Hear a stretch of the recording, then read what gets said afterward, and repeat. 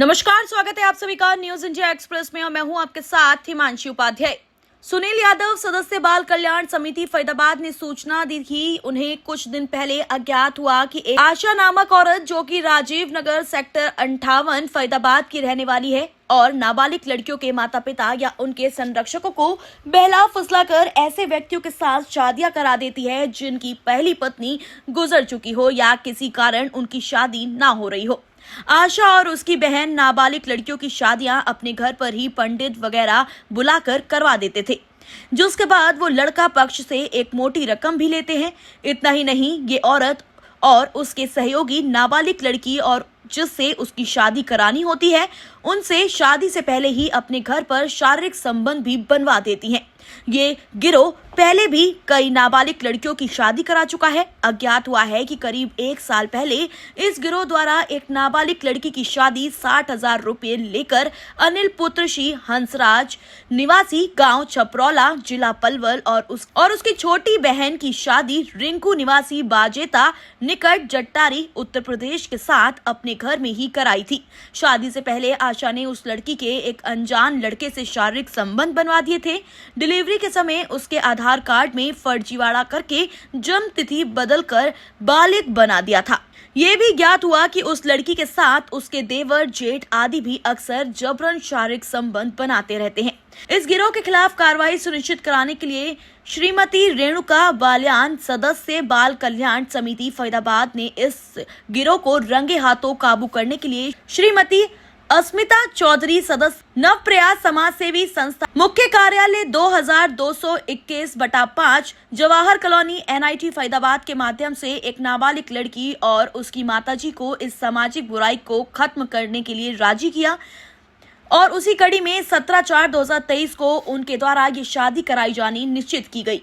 इस सूचना के आधार पर राजेश चेची DSP के नेतृत्व में जगदीश निरीक्षक सतबीर और राजेंद्र उप निरीक्षक महेंद्र शिव कुमार ब्रजेश और राजीव और श्री दिनेश कुमार नायब तहसीलदार बल्लभगढ़ एवं डिप्टी मजिस्ट्रेट के नेतृत्व में श्रीमती रेणुका बाल्यान सदस्य बाल कल्याण समिति की एक संयुक्त टीम गठित की गई। संयुक्त टीम आशा देवी के मकान नंबर 1023 गली number 3 Rajiv colony sector 58 Faridabad के आसपास तैनात हो गई। श्रीमती रेणुका बाल्यान द्वारा समय करीब 3 बजे सूचना दी गई कि शादी की प्रक्रिया शुरू हो गई है। इस सूचना प्राप्त होते ही मुख्यमंत्री उड़न दस्ता टीम सुनील यादव और श्री दिनेश कुमार डिप्टी मजिस्ट्रेट के नेतृत्व में आशा देवी उपरोक्त के मकान पर रेड की गई। आशा देवी के मकान पर एक मंडप में दुल्हन के रूप में एक नाबालिग लड़की और दूल्हे के रूप में मंडप में एक लड़का और उसके आसपास दोनों पक्ष के व्यक्ति बैठे मिले, जिनके हिंदू रीति रिवाज के अनुसार पंडित द्वारा अग्नि के समक्ष फेरे कराए जाने थे। रेडिंग पार्टी द्वारा मौके पर उपस्थित व्यक्तियों को रेडिंग पार्टी द्वारा अपना परिचय दिए जाने उपरांत बोगस दुल्हन जिसका सुरक्षा कारणों से नाम और पता उल्लेखन नहीं किया जा रहा है, उसको एक तरफ करके दूल्हे के रूप में उपस्थित लड़के से नाम और पता पूछा गया, जिससे पूछताछ पर अपना नाम अनिल पुत्र श्री घनेन्द्र निवासी पल्ला कॉलोनी फरीदाबाद बताया। अनिल ने पूछताछ पर यह भी बताया कि आशा देवी रिश्ते में उसकी मौसी लगती हैं। आशा ने उससे 11,300 रुपये फेरे पर खर्च और 1 लाख रुपए अलग से लिए हुए हैं। तदोपरांत श्रीमती रेणुका बाल्यान द्वारा इस गिरोह की मुखिया आशा से पूछताछ की गई तो उसने बताया कि उसके पति का नाम राजपाल है। वो गांव चिरवांडी जिला पलवल की बेटी है और गांव झांड सैतली में शादीशुदा है। वो ये कार्य अपनी देवरानी सीमा पत्नी सुरेंद्र के साथ मिलकर पिछले 2 से 3 सालों से काम करती आ रही है। मौके पर उपस्थित पंडित ने पूछताछ पर बताया कि उसका नाम केशव देव, पिता का नाम श्री देवकी नंदन है और वो मूल रूप से गांव जटवई थाना सादाबाद जिला हाथरस उत्तर प्रदेश का है और वर्तमान समय में श्री बालाजी मंदिर राजीव कॉलोनी में पुजारी का काम करता है।